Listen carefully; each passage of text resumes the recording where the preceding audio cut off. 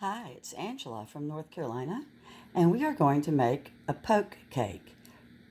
Poke.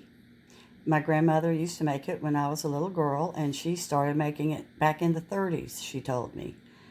And so I'm using a delicious lemon pound cake that was recommended to me by my really good friend Beverly Black, who has a wonderful baking channel with 10,000 subscribers or more. She's an incredible baker. Well, Beverly tried this pound cake and said she wasn't sure she would ever make another one. So I was going to make my grandmother's poke cake with this cake mix.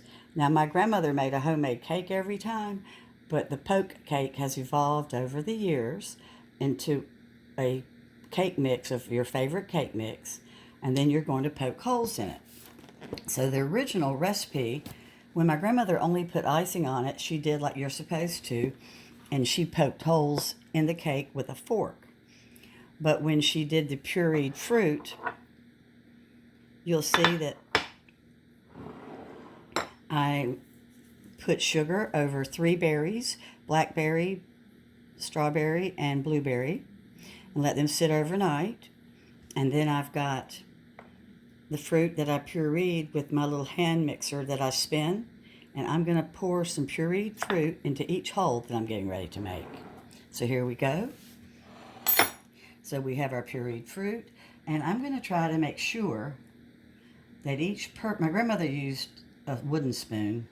I don't have any, so I'm just using one that I use for outside, a plastic one. Oh my gosh. My shirt's got berries in it. Let me move that. So I'm making 4 holes. I feel like I'm going to get 12 pieces of cake out of this small cake. This box mix can be used in a loaf pan, or you can use it in a small glass rectangular pan like I did.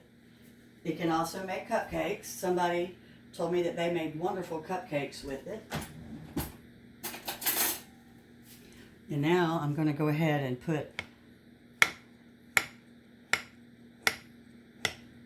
for my juice and the glaze. And I have made my glaze thinner than usual because I want it to absorb into this cake. So the glaze that comes with this cake tells you that you can use 2 tablespoons of water, but you can add up to 1 tablespoon more. So I did add a little bit more because I wanted mine runny. It's a delicious lemon flavored glaze. It is so good. All right, I've got all my holes poked. We officially have a poke cake. And some of these holes I made have closed up. The cake is still warm.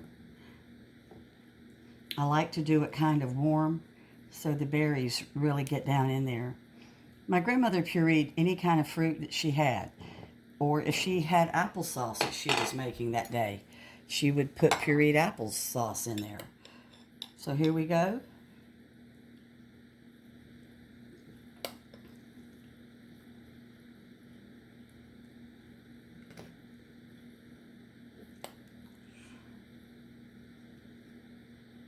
And it's amazing how much of the berry juice actually gets inside the holes.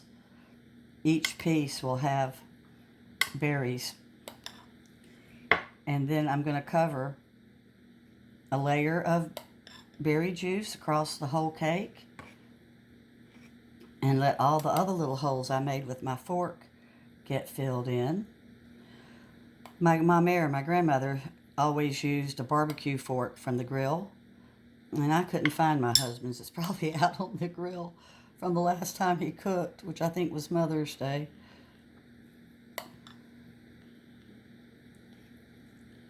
Okay.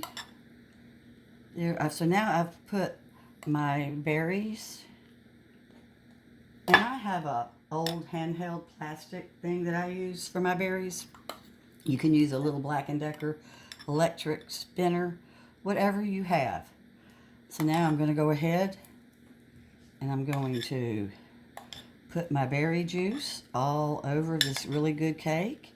And I'm going to let the berries sit for a while. And after they have sat for at least, I would say, an hour, I'm going to come back and put on the packaged wonderful lemon glaze that came in this box. And I'm going to show you a picture of it real quick. Isn't that beautiful? You can see I made it kind of runny. See there? It's just going to... I think my... whatchamacallit just broke. My tripod. That's so funny. I had a hard time getting it set up. Well, anyway, you know my usual routine. I'm going to take a picture of the cake after this is finished. And that will be my thumbnail. And you'll be able to see how pretty it is with the glaze on top. And really quickly, I'm going to put, see here, I've got my berries and all this wonderful juice. I'm going to also pour juice that's going to seep into all the little holes I made. This is like, I used 2 packages of blackberries, 1 large strawberry, and half of a blueberry in here. And I had 1 cup of sugar, and they sat all night. I'm not going to use all this because I'm making a cobbler today for the freezer, and I want to save it for that. But isn't that pretty? So this is my Berrylicious poke cake. See how it's starting to seep down inside? Well, give it a try. It's from Aldi, and it's the wonderful lemon pound cake. And my hand mixer quit working, so I did the whole cake by hand. And it went ahead and rose like it was supposed to. So I do know that you can use a fork or a handheld little beater. Bye-bye.